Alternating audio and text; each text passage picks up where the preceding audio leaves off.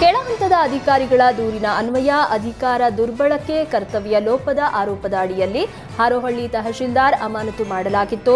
ಆದರೆ ಹಾರೋಹಳ್ಳಿ ತಹಶೀಲ್ದಾರ್ ಶಿವಕುಮಾರ್ ಅಮಾನತನ್ನ ಖಂಡಿಸಿ ಪ್ರತಿಭಟನೆಯನ್ನ ನಡೆಸಿದ್ರು. ಹಾರೋಹಳ್ಳಿ ತಾಲೂಕು ಕಚೇರಿಗೆ ಬೀಗ ಜಡಿದು ಉದ್ದೇಶಪೂರ್ವಕವಾಗಿ ಸುಳ್ಳು ಆರೋಪ ಮಾಡಿ ತಹಶೀಲ್ದಾರ್ ಅಮಾನತು ಮಾಡಿದ್ದಾರೆ. ತಹಶೀಲ್ದಾರ್ ಶಿವಕುಮಾರ್ ಪ್ರಾಮಾಣಿಕ ಅಧಿಕಾರಿ, ಕೂಡಲೇ ಅಮಾನತು ಆದೇಶ ವಾಪಸ್ ಪಡಿಬೇಕು ಅಂತ ಪಟ್ಟು ಹಿಡಿದ್ರು.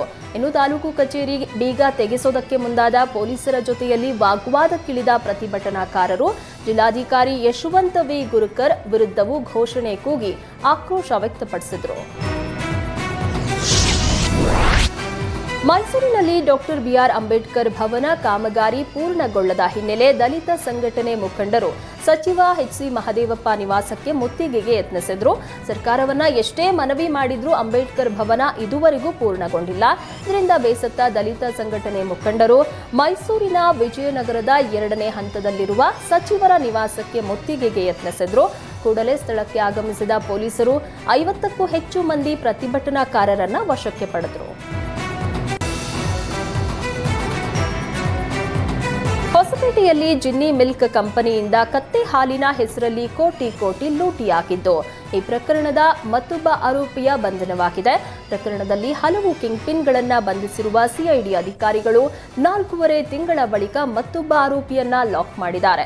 ಹೊಸಪೇಟೆಯ ಗಾಳೆಮ್ಮನ ಗುಡಿಯ ಬಳಿ ಶೆಡ್ ನಿರ್ಮಾಣ ಮಾಡಿ ಕತ್ತೆಗಳನ್ನು ಸಾಕಿದ್ದ ಅಂಜಿನೆಪ್ಪನನ್ನ ಸಿಐಡಿ ಪೊಲೀಸರು ಬಂಧಿಸಿದ್ದಾರೆ. ಕಳೆದ 4.5 ತಿಂಗಳುಗಳಿಂದ ಸಿಐಡಿ ಪೊಲೀಸರಿಗೆ ಚಳ್ಳೆ ಹಣ್ಣು ತಿನ್ನಿಸ್ತಾ ಇದ್ದ ಅಂಜಿನೆಪ್ಪನನ್ನ ಬಂಧಿಸಿ ನ್ಯಾಯಾಲಯಕ್ಕೆ ಒಪ್ಪಿಸಲಾಗಿದೆ. ಕಲಬುರಗಿ ವಿಭಾಗದ ಸಿಐಡಿ ಡಿವೈಎಸ್ಪಿ ಅಸ್ಲಾಂ ಪಾಷಾ ನೇತೃತ್ವದಲ್ಲಿ ತನಿಖೆಯನ್ನ ಮುಂದುವರಿಸಲಾಗಿದೆ. ಬೀದರ್ ಜಿಲ್ಲೆಯಲ್ಲಿ ನೂತನ ತಾಲೂಕು ಆಗಿ ರಚನೆಗೊಂಡಿರುವಂತಹ ಹುಲಸೂರು ತಾಲೂಕಿಗೆ ಅಗತ್ಯ ಸೌಲಭ್ಯ ಕಲ್ಪಿಸುವಂತೆ ಒತ್ತಾಯಿಸಿ ಪ್ರತಿಭಟನೆ ನಡೆಸಲಾಯಿತು. ಸ್ವಯಂ ಪ್ರೇರಿತವಾಗಿ ಹುಲಸೂರು ಬಂದ್ ಮಾಡಿ ಸ್ಥಳೀಯರು ಆಕ್ರೋಶ ವ್ಯಕ್ತಪಡಿಸಿದ್ದಾರೆ. ಹುಲಸೂರು ನೂತನ ತಾಲೂಕು ರಚನೆಯಾಗಿ 7 ವರ್ಷ ಆದರೂ ತಾಲೂಕು ಮಟ್ಟದ ಕಚೇರಿಗಳು ಸ್ಥಾಪನೆಯಾಗಿಲ್ಲ. ಹೀಗಾಗಿ ಬಸವ ಕಲ್ಯಾಣ ಜಿಲ್ಲಾ ಹೋರಾಟ ಸಮಿತಿ ಕೂಡಲೇ ನಮಗೆ ಸ್ಪಂದಿಸಬೇಕು ಎಂದು ಆಗ್ರಹಿಸಿದ್ದಾರೆ. ಸರ್ಕಾರ ಸ್ಪಂದಿಸದೇ ಇದ್ರೆ ಸಾಮೂಹಿಕ ಆತ್ಮಹತ್ಯೆಯ ಎಚ್ಚರಿಕೆ ನೀಡಿದ್ದಾರೆ. ಪ್ರತಿಭಟನೆಯಲ್ಲಿ ಮಾಜಿ ಕೇಂದ್ರ ಸಚಿವ ಭಗವಂತ ಖೂಬಾ ಸೇರಿದಂತೆ ಹುಲಸೂರು ಜನ ಭಾಗಿಯಾಗಿದ್ದರು. ಆನ್ಲೈನ್ ವಂಚನೆಗೆ ಬಡವರ ಬ್ಯಾಂಕ್ ಖಾತೆ ಬಳಸಿರುವಂತಹ ಜಾಲವೊಂದು ಬೆಳಕಿಗೆ ಬಂದಿದೆ. ದಕ್ಷಿಣ ಕನ್ನಡ ಸೈಬರ್ ಕ್ರೈಂ ಪ್ರಕರಣದ ತನಿಖೆ ವೇಳೆ ಬೆಚ್ಚಿ ಬೀಳಿಸೋ ವಂಚನೆಯ ಜಾಲ ಪತ್ತೆಯಾಗಿದೆ. ಬೆಳಗಾವಿ ಮೂಲದ 2 ಆರೋಪಿಗಳನ್ನು ಪೊಲೀಸರು ಬಂಧಿಸಿದ್ದಾರೆ. ಬೆಳಗಾವಿ ತಹಶೀಲ್ದಾರ್ ಗಲ್ಲಿಯ ಅವಿನಾಶ್ ಸುತಾರ್, ರಾಮದೇವ ಗಲ್ಲಿಯ ಅನೂಪ್ ಕಾರೇಕರ್ ಬಂಧಿತ ಆರೋಪಿಗಳಾಗಿದ್ದಾರೆ. ಇವರಿಗೆ ಜಾರ್ಖಂಡ್ನ ಜಾಮತಾರ ಗ್ಯಾಂಗ್ ನಂಟಿರುವಂತಹ ಶಂಕೆ ವ್ಯಕ್ತವಾಗಿದೆ. ಈ ಗ್ಯಾಂಗ್ ಅಮಾಯಕರಿಗೆ 10,000 ಹಣ ಆಮಿಷವನ್ನ ನೀಡಿ ಮೊದಲು ಬ್ಯಾಂಕ್ ಖಾತೆಯನ್ನ ತೆರೆಸುತ್ತೆ. ಬಳಿಕ ಈ ಮಾಹಿತಿಯನ್ನ ಆನ್ಲೈನ್ ವಂಚನೆ ಗ್ಯಾಂಗ್ಗೆ ನೀಡುತ್ತೆ.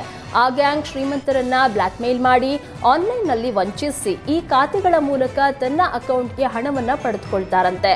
ಕೇವಲ ಕಮಿಷನ್ ಆಸೆಗೆ ಈ 2 ಮುಗ್ಧ ಜನರು ಬ್ಯಾಂಕ್ ಖಾತೆಯ ಮಾಹಿತಿಯನ್ನ ನೀಡ್ತಾ ಇದ್ರು. ದಕ್ಷಿಣ ಕನ್ನಡದ ವ್ಯಕ್ತಿಯೊಬ್ಬರ ದೂರಿನ ಹಿನ್ನೆಲೆಯಲ್ಲಿ ಈ ಪ್ರಕರಣ ಬೆಳಕಿಗೆ ಬಂದಿದೆ.